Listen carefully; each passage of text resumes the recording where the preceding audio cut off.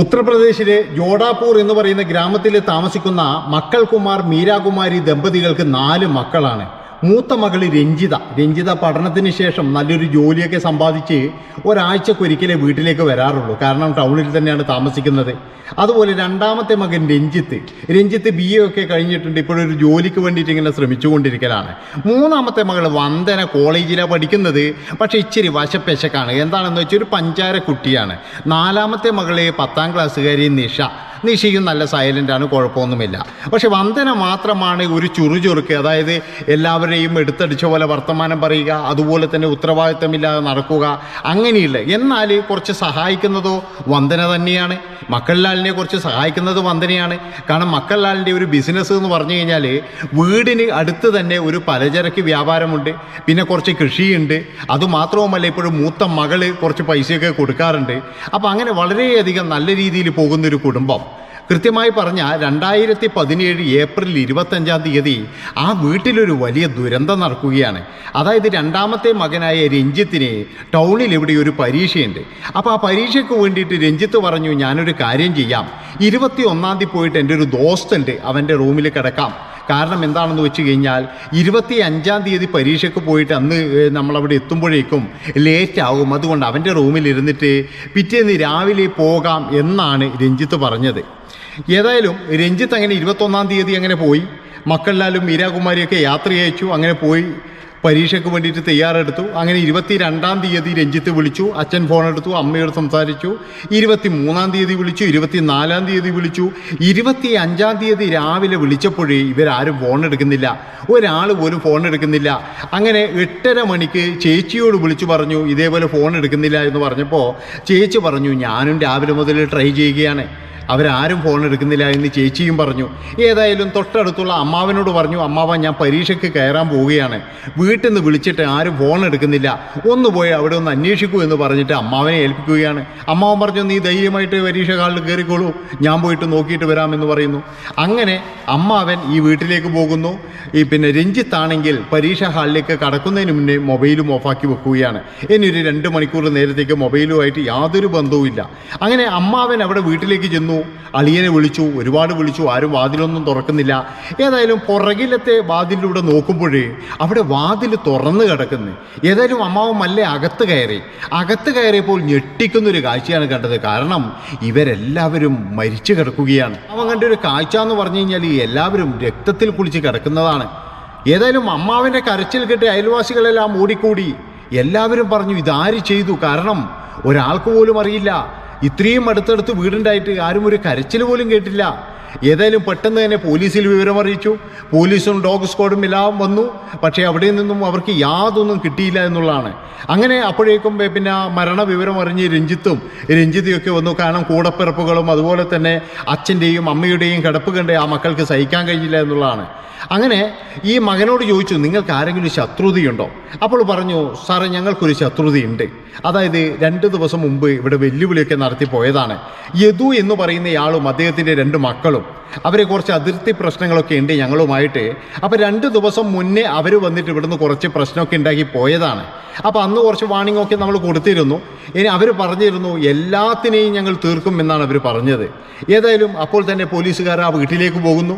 അങ്ങനെ മദൻ യദുലാലിനെയും അവരുടെ മക്കളെയും ഒക്കെ കസ്റ്റഡിയിലെടുക്കുകയാണ്. കസ്റ്റഡിയിലെടുത്ത് ചോദ്യം ചെയ്തപ്പോൾ യദുലാൽ പറഞ്ഞു, എൻ്റെ സാറ് ഞാൻ കൊല്ലുന്നു പറഞ്ഞത് വെറുതെ പറഞ്ഞതാണ്, എനിക്കതിനുള്ള ധൈര്യമൊന്നുമില്ല, നമ്മൾ തമ്മിൽ കുറച്ച് അതിർത്തി പ്രശ്നമുണ്ട് എന്നുള്ളത് നേരാണ്. പക്ഷെ അങ്ങനെ കൊല്ലാൻ മാത്രമുള്ള ഒരു പകയൊന്നും എനിക്കുമില്ല, എൻ്റെ മക്കൾക്കുമില്ല. അതുമാത്രമല്ല അന്നത്തെ ദിവസം ഞങ്ങൾ എവിടെയും പോയിട്ടില്ല, ഇവിടെ തന്നെ ഉണ്ടായിരുന്നു. അവരുടെ മൊബൈൽ നമ്പറും കാര്യങ്ങളൊക്കെ പരിശോധിച്ചപ്പോഴേ അവരവിടെ തന്നെ ഉണ്ടെന്ന് മനസ്സിലായി പോലീസുകാർക്ക്. അങ്ങനെ പോലീസുകാർ വീണ്ടും തിരിച്ചു വന്നതിന് ശേഷം ഇവരുടെ എല്ലാവരുടെയും മൊബൈൽ നമ്പർ പോലീസ് സ്റ്റേഷനിലേക്ക് കൊണ്ടുപോവുകയാണ്. അങ്ങനെ സൈബർ സെല്ലിൻ്റെ സഹായത്തോടു കൂടി പരിശോധിക്കാൻ തുടങ്ങി. അപ്പോഴാണ് വന്ദനയുടെ ഫോണിലേക്ക് 1-2 കോളുകൾ വന്നതായിട്ട് മനസ്സിലാകുന്നത്. അതായത് അതിലൊരു കോള് എന്ന് പറഞ്ഞു കഴിഞ്ഞാൽ ഇവരുടെ കുടുംബ സുഹൃത്തായ ധീരജ് എന്ന് പറയുന്ന പയ്യൻ്റെയാണ്. അപ്പോൾ ധീരജ് എന്ന് പറയുന്ന പയ്യെന്ന് പറഞ്ഞു കഴിഞ്ഞാൽ രഞ്ജിത്തൊക്കെ ആയിട്ട് നല്ല ബന്ധമുള്ളതാണ്. അപ്പോൾ ധീരജിനെ അങ്ങനെ വിളിച്ചു കൊണ്ടുവന്നു. ധീരജിനെ വിളിച്ചു കൊണ്ടുവന്നപ്പോൾ ധീരജ് പറഞ്ഞു, സാറേ ഞങ്ങളന്ന് ഒരു കല്യാണത്തിന് പോകാൻ വേണ്ടിയിട്ട് പെട്രോൾ മേടിക്കാൻ വേണ്ടിയിട്ട് വന്നതാണ്. പെട്രോൾ വാങ്ങിക്കാനോ? പോലീസ് അതിശയത്തോട് ചോദിച്ചു. അതെ സാർ, അതായത് ഈ മക്കൾ കുമാറിന് പെട്രോളിൻ്റെ ഒരു ബിസിനസ്സും കൂടിയുണ്ട്. എന്താണെന്ന് വെച്ചാൽ നമ്മുടെ ഗ്രാമത്തിൽ എവിടെയും പെട്രോൾ ഇല്ല. പെട്രോളിൻ്റെ ബിസിനസ് ഉള്ളതുകൊണ്ട് എല്ലാവരും അവിടെ വന്നിട്ടാണ് പെട്രോൾ അടിക്കാറ്. അങ്ങനെ അദ്ദേഹമാണെങ്കിൽ പിന്നെ ദൂരെ പോയിട്ട് പെട്രോൾ ക്യാനുകൾ വാങ്ങിച്ചു കൊണ്ടുവന്ന് അവിടെ വെച്ചിട്ടുണ്ട്. അങ്ങനെ ചില്ലറയായിട്ട് കൊടുക്കുകയാണ് അദ്ദേഹത്തിൻ്റെ ജോലി എന്ന് പറഞ്ഞു. ഏതായാലും അത് പോലീസിനൊരു പുതിയ അറിവായിരുന്നു.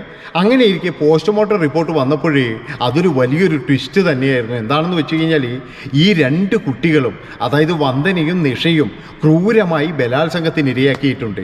അതുമാത്രവുമല്ല, മരിച്ചു കഴിഞ്ഞതിന് ശേഷമാണ് ബലാത്സംഗം ചെയ്തിട്ടുള്ളത് എന്നുള്ളതാണ്. അങ്ങനെ പോലീസുകാർ ഏതായാലും അന്വേഷണം ഊർജിതപ്പെടുത്തി. കാരണം ഇതേതോ ഒരു സൈക്കോ ചെയ്തതാണ്. അതായത് ബലാത്സംഗം ചെയ്യണമെങ്കിൽ ഒരു സൈക്കോയാണ്. അതുപോലെ ഒന്നിൽ കൂടുതൽ ആളുണ്ടാകാനുള്ള എല്ലാ ചാൻസും ഉണ്ട്. അങ്ങനെ പോലീസുകാർ അവിടെ അന്വേഷണം ആരംഭിച്ചപ്പോഴേ ഈ ധീരജ് കുമാർ പറഞ്ഞത് ശരിയാണോ എന്ന് ഒന്ന് അന്വേഷിക്കണമല്ലോ. അതിനു വേണ്ടിയിട്ട് അവിടെ കല്യാണം നടന്ന വീട്ടിലേക്ക് പോയിട്ട് മോഹനോട് ചോദിച്ചു. മോഹൻ എന്ന് പറയുന്ന ഒരു കൂട്ടുകാരൻ്റെ കല്യാണമാണ്. മോഹൻ പറഞ്ഞു ഇവരൊക്കെ ഉണ്ടായിരുന്നു, 4 പേരും ഉണ്ടായിരുന്നു എന്നൊക്കെ പറഞ്ഞു. അപ്പോൾ കല്യാണം ശരിയാണ്, പെട്രോൾ വാങ്ങിച്ചതും ശരിയാണ്. അങ്ങനെ പോലീസുകാർ തിരിച്ചു വന്ന് വന്ദനയ്ക്ക് വേറെ എന്തെങ്കിലും ബന്ധമുണ്ടോ? അപ്പോഴാണ് അറിയുന്നത് നാട്ടിലെ അശോക് എന്ന് പറയുന്നൊരു പയ്യൻ ഒരു കട തുടങ്ങിയിരുന്നു, ഒരു കമ്പനി തുടങ്ങിയിരുന്നു. ആ കമ്പനി എന്ന് പറഞ്ഞു കഴിഞ്ഞാൽ പല ആൾക്കാരോടും ഈ സാധനങ്ങൾക്ക് പൈസ മേടിക്കും. അങ്ങനെ എല്ലാവരോടും പൈസ വാങ്ങിച്ചിട്ട് ഇവനങ്ങ് മുങ്ങിക്കളഞ്ഞ്. അപ്പോൾ ഈ കമ്പനിയിൽ ഈ വന്ദനയ്ക്ക് ഒരു ജോലി ഉണ്ടായിരുന്നു. ഈ വന്ദനയും അശോകും ചെറിയ പ്രണയത്തിലുമായിരുന്നു. ഇവൻ മുങ്ങിക്കഴിഞ്ഞിട്ട് ഇപ്പോൾ ഈ പ്രണയവും പോയി, അതുപോലെ തന്നെ അതുവരെ ജോലി ചെയ്ത് പൈസയും കിട്ടിയില്ല. ഇപ്പം നാട്ടുകാരെല്ലാവരും കൂടി വന്ദനയോട് ചോദിക്കുകയാണ്, എൻ്റെ പൈസ തരൂ എന്ന് പറഞ്ഞിട്ട്. പക്ഷേ അതും കിട്ടിയില്ല എന്നുള്ളതാണ്. ഏതായാലും അശോക് കുമാറിനെ പോലീസ് തപ്പിപ്പിടിച്ചു. അയാൾ ടൗണിൽ ഇവിടെ ഒരു ലോഡ്ജിലുണ്ടായിരുന്നു. അങ്ങനെ അവനെ കൊണ്ടുവന്നു. സത്യം പറയണം, ആരാണ് വന്ദനയെ ഇത് ചെയ്തത്? അതുപോലെ തന്നെ നീയല്ലേ അവരെ എല്ലാവരെയും ഇതാക്കി കളഞ്ഞത് എന്നൊക്കെ ചോദിച്ചു. പക്ഷേ അവൻ കരഞ്ഞുകൊണ്ട് പറഞ്ഞു, എൻ്റെ പൊന്ന് സാറേ, എനിക്കതിനുള്ള ഒരു ധൈര്യവും ഇല്ല എന്ന് പറഞ്ഞു. അങ്ങനെ ഞാൻ എവിടെയും പോയിട്ടില്ല, ഞാൻ ആ ദിവസമൊക്കെ ഇവിടെ തന്നെ ഉണ്ടായിരുന്നു. അപ്പോൾ അത് പോലീസുകാർക്ക് തോന്നി ഇവൻ പറയുന്നതും ശരി തന്നെയാണ്. കാരണം ഇവൻ ആ ഒരു സമയത്ത് എവിടെയും പോയിട്ടില്ല എന്ന് പോലീസിന് മനസ്സിലാവുകയാണ്. അങ്ങനെ ഒരു തുമ്പുമില്ലാതെ ഇരുട്ടിൽ തപ്പുകയാണ്. അവിടെയുള്ള രാഷ്ട്രീയ നേതാക്കളും അതുപോലെ നാട്ടുകാരൊക്കെ ഇളകാൻ തുടങ്ങി. എന്താണെന്ന് വെച്ച് കഴിഞ്ഞാൽ ഇത്രയും വലിയൊരു സംഭവം ഉണ്ടായിട്ട് 4 പേർ കൊല്ലപ്പെട്ടിട്ട് അതിൽ 2 മക്കളാണെങ്കിൽ ക്രൂരമായ ബലാത്സംഗത്തിനിരയായിട്ട് ഒരു തരത്തിലുള്ള നടപടിയുമില്ല, പ്രതികളെയും പിടിച്ചിട്ടില്ല. അങ്ങനെ ഭയങ്കരമായിട്ട് സമ്മർദ്ദം വരാൻ തുടങ്ങി പോലീസുകാർക്ക്. പോലീസുകാർ ഒരു ദിവസം ഒരു കാര്യം ചെയ്തു. അതായത് ഈ മോഹൻ്റെ വീട്ടിലേക്ക് പോയി. മോഹൻ്റെ വീട്ടിലേക്ക് പോയിട്ട് പറഞ്ഞു, മോഹൻ, അന്ന് രാത്രിയല്ലേ ഇവിടെ പ്രോഗ്രാം നടന്നത്? അപ്പോൾ ഞങ്ങൾക്ക് ആ CD ഒന്ന് കാണണം എന്ന് പറഞ്ഞു. അതായത് പോലീസിൻ്റെ ഉദ്ദേശം എന്താണെന്ന് വെച്ച് കഴിഞ്ഞാൽ ഈ റോഡിലൂടെ ഏതെങ്കിലും വണ്ടി പോകുന്നുണ്ടോ, ആൾക്കാർ പോകുന്നുണ്ടോ എന്നൊക്കെ നോക്കാനാണ് പോലീസിൻ്റെ ഉദ്ദേശം. അങ്ങനെ പോലീസുകാർ CD കാണുകയാണ്. CD കാണുമ്പോഴേ ഒരു പോലീസുകാരൻ്റെ കണ്ണിൽ അവർ കാഴ്ചപ്പെട്ടു. അതായത് ഈ ധീരജ് എന്ന് പറയുന്നവനും അവൻ്റെ കൂടെയുള്ള കൂട്ടുകാരും 10 മണിവരെ ഇട്ട ഷർട്ടല്ല 12 മണിക്ക് ശേഷം ഇട്ടിരിക്കുന്നത്. അതൊരു വലിയൊരു വഴിത്തിരിവ് തന്നെയായിരുന്നു. അങ്ങനെ പോലീസുകാർ അവിടെ സ്റ്റോപ്പ് ചെയ്യാൻ പറഞ്ഞു. അങ്ങനെ ഈ കാര്യങ്ങളൊക്കെ ശ്രദ്ധിച്ചു. അതിനുശേഷം വീണ്ടും ധീരജ് കുമാറിൻ്റെ അടുത്ത് പോയി. അതുമാത്രവുമല്ല, ഇവൻ്റെ കൂടെയുള്ള 4 സുഹൃത്തുക്കളെയും പൊക്കി എന്നുള്ളതാണ്. ഈ 4 സുഹൃത്തുക്കളെയും വേറെ വേറെ സ്ഥലത്തെടുത്ത് ചോദ്യം ചെയ്തു. അവരെല്ലാം കുറ്റം സമ്മതിച്ചു. പക്ഷേ ധീരജ് കുമാർ മാത്രം സമ്മതിച്ചില്ല എന്നുള്ളതാണ്. അങ്ങനെ പോലീസുകാരുടെ 4-2 അടിയും അതുപോലെ ഇതൊക്കെ കഴിഞ്ഞതിന് ശേഷം ധീരജ് കുമാർ പറഞ്ഞു, സാറേ, ഞാൻ എല്ലാ കാര്യങ്ങളും പറയാം. അതായത് ഈ വന്ദനയോട് ധീരജിന് ചെറിയൊരു പ്രേമമുണ്ടായിരുന്നു. പക്ഷെ വന്ദനക്കാണെങ്കിൽ ഈ ധീരജിനെ കണ്ണെടുത്താൽ കണ്ടുകൂടാ. അതായത് അത്രമാത്രം ഒരു അറപ്പായിരുന്നു ഈ ധീരജിനെ കാണുമ്പോഴേ. ധീരജിനാണെങ്കിൽ ഭയങ്കര സ്നേഹവുമാണ്. അങ്ങനെ ഈ വന്ദനയുടെ കമ്പനിയിൽ ഒന്ന് ഇതാക്കാൻ വേണ്ടിയിട്ട്, അതായത് ഞാൻ വലിയ കാശുകാരനാണ്, ഞാൻ വിചാരിച്ചാൽ എന്തും നടക്കും എന്നൊക്കെ ബീമ്പു ഇളക്കാൻ വേണ്ടിയിട്ട്, ബീമ്പു പറയാൻ വേണ്ടിയിട്ട് 7000 രൂപ കടം വാങ്ങിച്ചിട്ട് കൊണ്ടുപോയിട്ട് അതിൻ്റെ അകത്ത് കിട്ടും. അതായത് ഈ പൊളിയുന്ന കമ്പനിയിൽ. അങ്ങനെ 7000 രൂപ ഇട്ടപ്പോൾ വന്ദനക്ക് കുറച്ച് വെയിറ്റായി. കാരണം എനിക്ക് അറിയുന്ന ആളാണ് പൈസ കൊണ്ടിട്ടത് എന്നുള്ള തരത്തിൽ മുതലാളീൻ്റെ അടുത്ത്. പക്ഷേ അങ്ങനെ ഇരിക്കുമ്പോഴേ ഈ കമ്പനി അങ്ങ് പൊളിഞ്ഞതങ്ങ് മുങ്ങുകയും ചെയ്തു. ഈ 7000 രൂപ കടക്കാരനുമായി ധീരജ് എന്നുള്ളതാണ്. ധീരജ് പലപ്പോഴും വന്ദനയുടെ അടുത്ത് വന്ന് ചോദിച്ചു, എൻ്റെ പൈസ തരൂ എന്ന്. പക്ഷേ വന്ദന പറഞ്ഞു, എനിക്കൊന്നും അറിയില്ല എന്ന് പറഞ്ഞു. അങ്ങനെ പെണ്ണുമില്ല, അതുപോലെ തന്നെ പൈസയും ഇല്ലാത്ത തരത്തിലായി. അങ്ങനെ ഇരിക്കുകയാണ് ഈ കല്യാണത്തിൻ്റെ അന്ന് അന്ന് രാത്രി ഇവന് മനസ്സിലായി, അതായത് ഈ വന്ദന മാത്രമേ അവിടെയുള്ളൂ, വന്ദനയും അതുപോലെ നിഷി വരെ ഉള്ളൂ. അതായത് രഞ്ജിത്തൊക്കെ എന്ന് പറഞ്ഞാൽ പരീക്ഷ എഴുതാൻ പോയിരിക്കുകയാണ്. അങ്ങനെ വന്ദനയുടെ മൊബൈൽ നമ്പറിലേക്ക് വിളിച്ചു ഒരു 11 മണിക്ക് വിളിച്ചിട്ട് പറഞ്ഞു ഞങ്ങൾക്ക് കുറച്ച് പെട്രോൾ വേണമെന്ന് പറഞ്ഞു. അങ്ങനെ വന്ദന പെട്രോളും എടുത്തിട്ട് പുറത്തിറങ്ങി നിൽക്കുകയാണ്. അച്ഛനെയും അമ്മയും ഒന്നും വിളിച്ചില്ല. എന്താണെന്ന് വെച്ച് കഴിഞ്ഞാൽ അത്രമാത്രം തൻ്റെ ഉള്ളൊരു യുവതിയാണ്.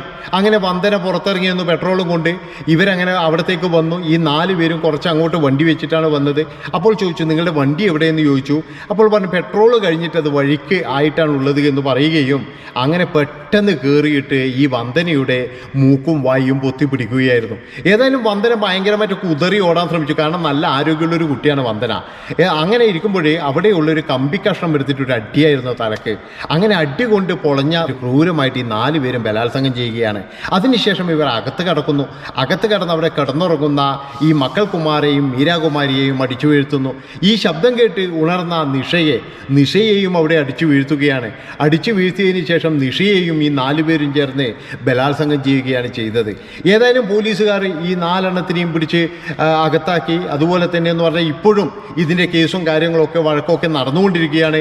ധീരജിൻ്റെയും അവൻ്റെ കൂട്ടുകാരുടെയും വീടെല്ലാം നാട്ടുകാരെല്ലാവരും കൂടി അടിച്ചു നിരത്തി ആ ഒരു കുടുംബത്തെ പോലും അവിടുന്ന് ഓടിച്ചു എന്നുള്ളതാണ്. അതായത് ഇവരുടെ ഈ 4 പേരുടെയും അതുപോലെ ധീരജ് കുമാറിൻ്റെ 5 പേരുടെ കുടുംബത്തെ വരെ ആ നാട്ടിൽ നിന്നും ഓടിച്ചു എന്നുള്ളതാണ്. ഇപ്പോഴും ഇവരൊക്കെ ജയിലിൽ കിടക്കുകയാണ്. ആരും ജാമ്യമെടുക്കാനോ അല്ലെങ്കിൽ ഒന്നിനും പോയിട്ടില്ല. ഇതാണ് അവിടെ സംഭവിച്ചിരിക്കുന്ന കാര്യം.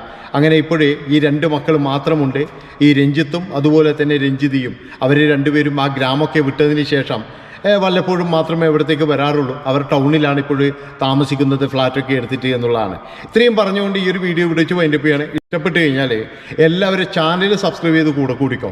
ഇതിലും വലുതാണ് ഇനി വരാനുള്ളത്. നന്ദി, നമസ്കാരം.